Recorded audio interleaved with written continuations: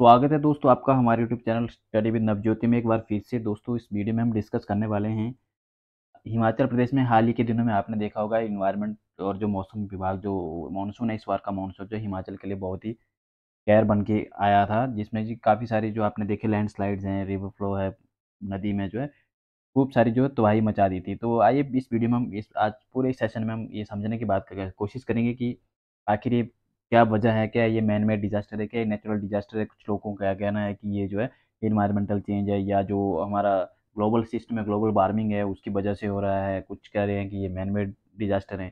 तो आइए देखते हैं, इस वीडियो में हम समझने की कोशिश करते हैं। तो सबसे पहले मैं आपको बता देता हूँ कि 24 जून, अगर हम जून महीने से लेकर अगस्त के बाद 1 महीने के अगर हम आंकड़े देखें, तो लगभग 372 लोगों ने अपनी जो है जान गँवा दी थी। तो इसमें से लगभग 126 सड़कों में जो है जो सड़क हादसे हैं उसमें मौत हो गई, और कुल 350 के आसपास ये आंकड़े 1 महीने के मैं आपको बता रहा हूँ कि एक जस्ट आपको अंडरस्टैंडिंग के लिए। राज्य में लगभग 2400 के घर जो है तबाह हो गए थे, और 10,338 को आंशिक नुकसान पहुँचा था। तो 303 दुकानें और कुछ काफ़ी सारी जो गौशालाएँ उसमें जो है मानसून सीज़न के दौरान जो नष्ट हो चुकी थी। लगभग ये माना जा रहा है कि साढ़े 8 या 9 हज़ार करोड़ रुपए का जो है आर्थिक नुकसान जो है हिमाचल प्रदेश में हो चुका है। तो दोस्तों, अगर आप नए हैं हमारे चैनल में तो आप ज़रूर हमारे चैनल को सब्सक्राइब करें। तो ये वीडियो काफ़ी वायरल हुआ था। मंडी ज़िले का जो डिस्ट्रिक्ट मंडी हेडक्वार्टर है, वहाँ पे ये जो है पंचवक्त्र मंदिर हैं। तो आप देख सकते हैं किस तरह से जो है फ्लो ये मंदिर के जो है ऊपर से क्रॉस करने की जो कोशिश कर रहा था, ये है ब्यास नदी का। तो पहाड़ी राज्य यानी कि हिमाचल प्रदेश अब भूस्खलन और बादल फटने और बाढ़ जैसे निरंतर जो है उसके चक्र में फँस गए हैं। कई बार ये जो है काफ़ी हर बरसात की बात होती है ये लगभग, ऐसा नहीं कि इसी बार आप देख रहे हैं। इस बार जो है क्या है, नुकसान बहुत ज़्यादा हुआ है। तो बाढ़ तो हर बार आती है। हर बार जो है मानसून का जो मौसम है उस टाइम जो है इसमें काफ़ी सारे बाढ़ वाली स्थिति पैदा होती है। इस साल मानसून के जो मौसम के दौरान प्राकृतिक आपदाओं और दुर्घटनाओं के कारण लोगों में काफ़ी भारी नुकसान झेलना पड़ा। अगर हम साइंटिस्ट की बात माने तो हिमाचल प्रदेश में इतने बड़े स्तर पर जो है विनाश के लिए जलवायु परिवर्तन यानी कि जो नेचुरल क्लाइमेट चेंज हैं, और जो मानव जनित गतिविधियाँ यानी ह्यूमन मेड जो है डिज़ास्टर, एक किस्म का हम बोल सकते हैं इसको। तो जलवायु परिवर्तन पर हिमाचल प्रदेश राज्य आपदा प्रबंधन योजना, उन्होंने पाया कि पिछली शताब्दी में लगभग राज्य की औसत तय का तापमान, जो हिमाचल प्रदेश का जो है सरफेस का टेम्परेचर है, वो लगभग 1.6 डिग्री सेल्सियस बढ़ गया है। तो अगर हम आप एग्ज़ाम पॉइंट ऑफ व्यू से पढ़ रहे हैं तो आप एक इसको जो है नोट कर लें। कई बार एग्ज़ाम में ऐसे पूछा जाता है कि राज्य जो हिमाचल प्रदेश राज्य आपदा प्रबंधन योजना है, प्लान है, उन्होंने उनके अकॉर्डिंग राज्य की जो औसत तय का सरफेस का टेम्परेचर है वो कितना बढ़ रहा है, वो है 1.6 डिग्री सेल्सियस बढ़ गया है। तो उनके अनुसार राज्य में तापमान और वर्षा का पैटर्न बदल गया है। इससे नदी और जो अचानक बाढ़, सूखा, हिमस्खलन, भूस्खलन, बादलों का फटना, जंगल में आग जैसी जो चरम जलवायु घटनाओं की आवृत्ति और तीव्रता में वृद्धि हुई है। कुछ साल पहले आई हिमाचल प्रदेश सरकार की जो भूस्खलन जोखिम मूल्यांकन रिपोर्ट के अनुसार राज्य के लगभग सभी 77 ब्लॉक्स, जिसमें से 18,577 से अधिक गाँव हैं जो भूस्खलन के खतरे में हैं। तो ये सरकार की एक रिपोर्ट की बात करें हम, तो पहाड़ी राज्य वर्तमान में राजमार्गों से लेकर जल विद्युत परियोजनाओं तक कई प्रकार की जो है आप देख सकते हैं डेवलपमेंटल प्रोजेक्ट चले हैं उसमें। नेशनल चाहे उसमें स्टेट हाईवेज हों, चाहे उसमें जो है हाइड्रो इलेक्ट्रिसिटी परियोजनाएँ हों, हाइड्रो इलेक्ट्रिसिटी उसमें स्कीम्स हो। साइंटिस्ट ने पहले भी चेताया था, पहले भी उन्होंने वार्निंग जारी थी, एंड समय-समय पे जैसे एनजीटी है, वो भी समय-समय पे वार्निंग देते रहते हैं। तो हिमाचल प्रदेश की पहाड़ियाँ बहुत ही नई हैं और वो भी जो है निर्माणाधीन है। जो हिमालय की जो पर्वत है, वो एक तो नवीनतम है, न्यू है, वो उसमें क्या है अभी तक जो है स्ट्रक्चरिंग की स्टेज में है, और अभी तक वो एकदम से हार्ड नहीं हुए हैं अब, ठीक है? तो ऐसे नाजुक वातावरण में अनुचित मानवीय गतिविधियाँ जैसे अनियोजित विकास यानी कि जो अनप्लान्ड, अनस्ट्रक्चर्ड डेवलपमेंट है, वनों की कटाई, सड़क काटना, सीढ़ी बनाना या अधिक तीव्र मौसम की आवश्यकता वाली कृषि, जो फसलों में बदलाव, इससे क्या है भूस्खलन का कारण बन रहा है। तो अगर हम हिमाचल प्रदेश की पहाड़ियों की कटाई और बड़ी-बड़ी मशीनों के इस्तेमाल करने की बात करें तो इससे क्या है पारिस्थितिक संतुलन को पूरी तरह से बदल दिया है। राज्य में खनन से भूस्खलन की घटनाएँ कंटिन्यू बढ़ रही हैं। उदाहरण के तौर पर अगर हम देखें कि सिरमौर जिले में जो है एक पूरी पहाड़ी धँस गई थी। उसमें क्या है, उसमें चूने पत्थर का जो है खनन के लिए खुदाई का काम किया, जिससे जो है पहाड़ी की जो ज़मीन है वो आस-पास की जो है एकदम से ढीली पड़ गई उसमें, ठीक है? दरारें, क्रैक्स पड़ गए हैं और पहाड़ी जो है अचानक धँस गई। तो इसके कारण क्या है, इसके साथ ही राज्य में घने वन का क्षेत्र जो वन है, वो लोग जो है उसको कंटिन्यूअसली काटे जा रहे हैं, लेकिन उसमें नए वन जो है, नए जंगल जो लगा नहीं रहे हैं। खुले जंगल, कृषि भूमि और झाड़ियाँ जो हरे आवरण आदि इत्यादि बहुत कम है। केवल घने जंगल ही घने जंगलों के उद्देश्य को पूरा कर सकते हैं, ये तो आप सबको पता है।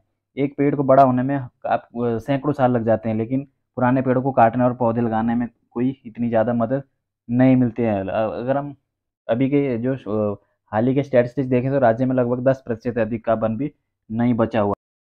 तो ये जो फोटोग्राफ्स आप देख सकते हैं, ऊपर से पूरे की पूरी पहाड़ी का मलबा जो है एकदम से सड़क के आसपास पहुंचा है। ये पंडुगु के आसपास का जो है फोटोग्राफ्स हमने आपको इसमें पिक्चराइज किया है। तो ये एक शिमला की जो है वो शिव मंदिर की तस्वीर है, जहाँ पे जो है मलबे से जो है हटा रहे थे लोगों को निकालने के लिए। तो बाढ़ की जो लगभग 66 घटनाओं में 350 या 450 के आसपास लोगों की मौत हो चुकी थी। लगभग 2400 के आसपास घर इसमें ढह चुके हैं। तो मैन मेड डिजास्टर अगर हम इसको देखें सही सही इसको स्वरूप में बोलें तो ये एक ह्यूमन वाला ह्यूमन मेड डिजास्टर है। मैन मेड डिजास्टर, ये एक नेचुरल डिजास्टर नहीं है। पहले हिमाचल प्रदेश में इतनी जो है बारिश भी नहीं देखी थी। इससे परिणाम ये हुआ कि राज्य के कई इलाकों में बाढ़ की स्थिति आ गई है, और बाढ़ आ गई है। अचानक मानसून ने बाढ़ आ गई, और जिससे क्या है हिमाचल प्रदेश की जो लोगों की ज़िंदगी और जो है संपत्ति को काफ़ी नुकसान पहुंचा दिया है। इस त्रासदी में लगभग अभी तक काफ़ी सारे लोगों की जो है मौत हो चुकी है, और लगभग 10,000 करोड़ के आसपास का आंकड़ा, ये हाल ही का आंकड़ा है, मोटा-मोटा आंकड़ा कि 10,000 करोड़ रुपए की जो है क्षति हुई है। अगर हम इसमें जो विशेषज्ञों का कहना है कि इस तबाही के लिए अकेला जलवायु परिवर्तन ही जिम्मेवार नहीं है। इसके मुताबिक जो है लोगों या जो वहाँ की जो सरकारों हैं उनके द्वारा किया गया अंधाधुंध विकास भी इसके लिए जिम्मेवार है। अगर हम हिमाचल प्रदेश के साल 2022 के पहले 5 सालों के दौरान प्राकृतिक आपदा का कारण देखें तो उसमें लगभग 1550 साढ़े 1500 के आसपास लोगों की जान चली गई थी, और वहीं लगभग 12,000 साढ़े 12,000 से ज़्यादा घर जो है पूरी तरह से प्रभावित हुए थे। अगर हम inter governmental panel on climate change 6 की रिपोर्ट को देखें तो उसके अनुसार भारत के हिमालय और तटीय क्षेत्र जलवायु परिवर्तन से सबसे ज़्यादा प्रभावित हो रहे हैं।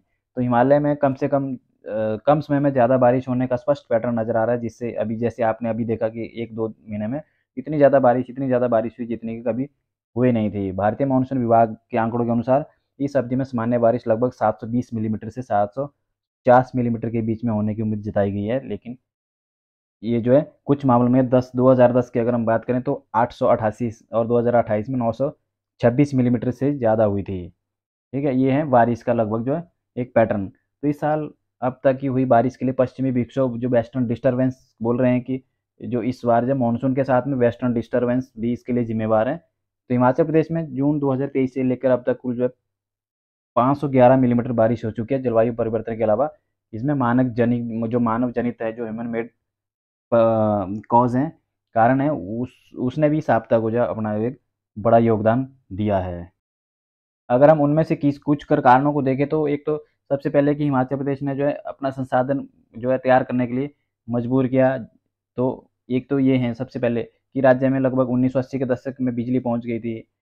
हिमाचल प्रदेश जो है ह्यूमन जो डेवलपमेंट के पैरामीटर्स है उसमें लगभग पूरे देश में दूसरे स्थान पर है। काफ़ी डेवलपमेंट की है सरकारों ने, काफ़ी सारा काम किया है, लेकिन उसमें क्या है, हम इसमें इस रिपोर्ट में हम आगे बताएंगे आपको कि किस तरीके से जो डेवलपमेंट है वो सही साइंटिफिक तरीके से नहीं की गई है। कई स्कूल खुले, कई कृषि की में काफ़ी प्रगति हुई, सामाजिक जो है जीवंतता को बढ़ावा मिला, उदारीकरण के आने से भी अहम बदलाव हुए। केंद्र सरकार ने जो इसमें राजकोषीय सुधारों की मांग की, पर्वतीय राज्यों को राजकोषीय प्रबंधन के लिए खुद के संसाधन तैयार करने के लिए मजबूर किया। इससे हुआ क्या, वन, जल, पर्यटन और सीमेंट जैसे उत्पादक जो प्राकृतिक संसाधनों का दोहन किया गया, और जो है विकास का प्रमुख केंद्र बन गया। अगर राज्य में इसका जो है अगर हम कुछ इसमें देखें कि मेन मेन रीजन क्या है, मेन मेन कारण क्या है, तो सबसे बड़ा कारण तो राज्य में अंधाधुंध किया गया सड़कों का चौड़ीकरण है। हिमाचल प्रदेश में पिछली जो परियोजना हाइड्रो इलेक्ट्रिक परियोजना है उसका निर्माण तेजी से हुआ है, जिससे क्या है नदियों के पारिस्थितिक तंत्र को नुकसान हुआ है। यही नहीं कि राज्य के भूवैज्ञानिक और इंजीनियरिंग मूल्यांकन के बिना सड़कों का चौड़ीकरण किया गया है। इसमें कोई जो है साइंटिफिक जो है स्ट्रक्चर साइंटिफिक उसमें कटिंग नहीं की गई है। भूमि के इस्तेमाल के बदलाव करने वाले सीमेंट संयंत्रों का विस्तार हुआ। कृषि पद्धतियों में जो है नकदी फसल पर जोर दिया गया, यहाँ की पारिस्थितिकी और नदी प्रणाली को प्रभावित किया। तो इस तरह के ये जो है कारण रहे हैं। तो अगर हम दूसरा कारण देखें जो है खुदाई करने के दौरान जो कचरा है वो नदी के किनारे फेंकने से मुसीबत बढ़ गई। आप देख रहे हो कि जो भी उसमें सबसे बड़ा रीज़न है डंपिंग का। कुछ भी कंस्ट्रक्शन होती है, कुछ भी डेवलपमेंट का कोई भी प्रोजेक्ट चलकर प्रोजेक्ट शुरू होता है तो उसमें जो भी कचरा निकलता है, जो भी उसमें जो है डिस्पोज़ल है, उसका सही से डिस्पोज़ नहीं किया जाता है, जो वेस्ट हैं। 2000 साल 2000 से पहले बहुपक्षीय एजेंसियाँ बड़ी जल विद्युत परियोजनाओं के वित्त पोषण का विरोध कर रही थी। फिर उन्होंने अपना एक रुख बदल दिया और ऐसे उद्योगों के लिए धन मुहैया कराना शुरू कर दिया, जिससे इन परियोजनाओं के लिए फंड आसानी से उपलब्ध हो गया है। क्षेत्र में बाढ़ के विनाशकारी प्रभाव का मुख्य कारण जल विद्युत परियोजना का अनियंत्रित निर्माण है, जिससे नदी पहाड़ियों को महज धाराओं में बदल दिया गया है। पानी को जो पहाड़ों में खोदी गई सुरंगों की मदद से मोड़ने वाली तकनीक का इस्तेमाल किया गया। आप देखते होंगे कि जो है चैनलाइजेशन किया गया, रिवरों का चैनलाइजेशन, एक टनल से दूसरे टनल में से उसको पास किया गया है। तो इस तरह से जो है जो ह्यूमन मेड ये डिजास्टर हो गए हैं, पहाड़ों को जो है अंदर अंदर से खोखला कर दिया। इससे ज़्यादा बारिश या बादल फटने पर पानी नदी में वापस आ जाता है और इसके साथ में अपने आप जो है गंदगी भी ले जाते हैं। तो नदियों का पारिस्थितिक तंत्र को नुकसान पहुंचाना, ये विनाशकारी जो प्रक्रिया है पार्वती, व्यास और सतलुज जैसी बड़ी बड़ी नदियों के साथ कई छोटे जल विद्युत बांधों में भी नजर आती है। इसके अलावा सतलुज नदी पर 150 किलोमीटर सुरंग की योजना बनाई गई, उन्हें चालू कर दिया गया और जिससे क्या है पूरी पारिस्थितिक तंत्र को काफ़ी नुकसान हुआ है। अगर हम वर्तमान में 168 जल विद्युत हिमाचल की बात करें तो लगभग 168 जल विद्युत परियोजनाएं जो परिचालन में है, लगभग जिससे कि 10,848 जो मेगावाट है बिजली वहाँ पे प्रोड्यूस हो रही है। अगर हम फ्यूचर का अनुमान लगाएं तो 2030 तक 22,640 जो मेगावाट ऊर्जा का जो है उसमें टारगेट रखा हुआ है, जिसके लिए 1088 हाइड्रो इलेक्ट्रिक परियोजनाएं चालू हो जाएंगी। तो इस तरह से हाइड्रो इलेक्ट्रिक प्रोजेक्ट्स का जो है एकदम से कार्य को बढ़ावा देना ये भी एक चिंता का विषय है। दूसरा इस नेक्स्ट जो कारण है वो है सड़क निर्माण में की गई चीज़ों की अनदेखी। जैसे सड़कें बनाई गई, 4 लेन का कार्य शुरू किया गया, चौड़ीकरण किया सड़कों का। तो उसमें क्या है, एक कोई साइंटिफिक जो उसमें स्लोप वाइज कटिंग नहीं की गई है। तो सड़क विस्तार का मुख्य उद्देश्य क्या है, पर्यटन को बढ़ावा देना। जैसे आपको सभी को पता है कि हिमाचल प्रदेश हिल स्टेट होने के कारण जो इसमें क्या है, एक टूरिज्म को बढ़ावा दिया गया। टूरिज्म यहाँ का जो है मेन साधन है इनकम का, और बड़ी संख्या में आने वाले लोगों को आकर्षित भी करता है। सड़क चौड़ीकरण परियोजनाओं में 2 लेन सड़क को 4 लेन और सिंगल लेन सड़क को 2 लेन में बदलना शामिल है। तो सार्वजनिक निजीकरण भागीदारी परियोजना को तेजी से पूरा करने की जरूरत पर जोर देती है। ऐसे में जरूरी भूवैज्ञानिक अध्ययन और पर्वतीय इंजीनियरिंग कौशल को दरकिनार किया गया है। तो ये सबसे बड़ा मेन कारण रहा अनसाइंटिफिक वो जो है डेवलपमेंट ऑफ द रोड्स। बल्कि सीढ़ीदार बनाया गया वो क्या है कि जो परंपरागत रूप से पर्वतीय क्षेत्रों को ऊर्ध्वाधर दरारों से नहीं काटा जाता है, बल्कि सीढ़ीदार बनाया जाता है। यानी कि स्लोप उसमें स्लोप से जाता है पहाड़ों को, एकदम 90 डिग्री नहीं काटेंगे।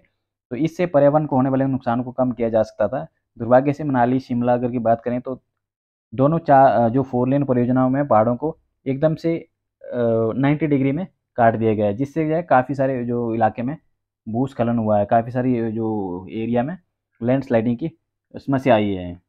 अगर हम इसके बात करें सीमेंट संयंत्र की बात करें, जो सीमेंट फैक्ट्री है, तो ये भी सबसे बड़ा मेजर कारण है सीमेंट फैक्ट्री जो है। इससे भी बाढ़ और ये भूस्खलन की जो है प्रक्रिया को बढ़ावा मिला है। भारी बारिश या बाढ़ के कारण क्या है, बिलासपुर, सोलन, चंबा जैसे जिले में बड़े पैमाने पर सीमेंट संयंत्रों की स्थापना की गई है। इससे क्या है, पहाड़ों की कटाई के लिए भूमि उपयोग में बदलाव किए गए, जो बारिश के दौरान अचानक आने वाली बाढ़ को सीधा न्योता देते हैं।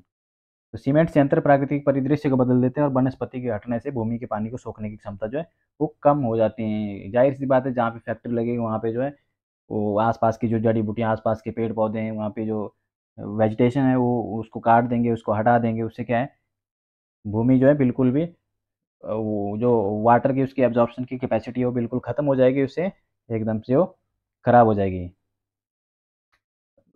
उसके बाद अगर हम देखें नकदी फसलों का रुख करना, कृषि और बागवानी आजकल का जो परिवेश ऐसा हो गया है कि नकदी फसलों की ओर जो है सबसे ज़्यादा किसानों का ध्यान चला गया है।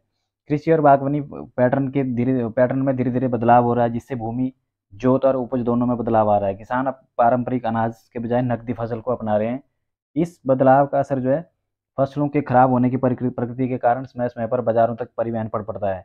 लिहाजा जल्दबाजी में सड़कें बनाई जा रही हैं और आधुनिक खननकर्ताओं को निर्माण कार्य में लगाया जाता है, जिससे मलबा डंपिंग के लिए उचित नालियाँ या क्षेत्र नहीं बनाए जाते हैं। तो ऐसे में जब बारिश होती है तो पानी अपना रास्ता खोज लेता है, पानी का तो कोई अपना दिमाग तो होता नहीं है, पानी अपने साथ साथ डंप की गई गंदगी को भी ले जाता है, तो नदी के पारिस्थितिक तंत्र में जमा कर देता है, और जिससे क्या है बारिश में नाले और नदियाँ जो है तेजी से बहने लगती है।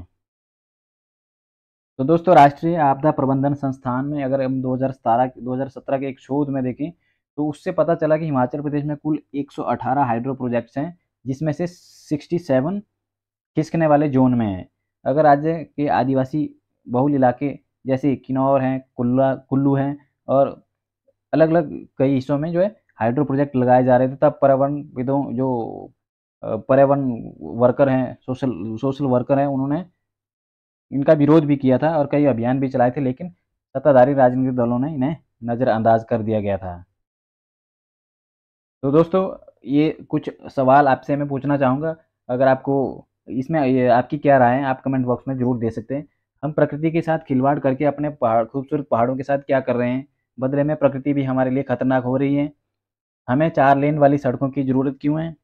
बड़े ढांचागत या हाइड्रो प्रोजेक्ट हमें क्यों चाहिए जो पहाड़ों को भीतर से खोखला कर रहे हैं? हम ऐसे प्रोजेक्ट शुरू करने से पहले पहाड़ों और नदियों की वहन क्षमता का अध्ययन क्यों नहीं करते ताकि पर्यावरण को बचाया जा सके? तो दोस्तों आप ये 4-5 सवालों के जवाब आप जो है कमेंट बॉक्स में ज़रूर दें। आपको वीडियो अच्छी लगी होगी तो शेयर करें, हमारे चैनल को सब्सक्राइब करें। मिलते हैं अगले वीडियो में, तब तक के लिए जय हिंद।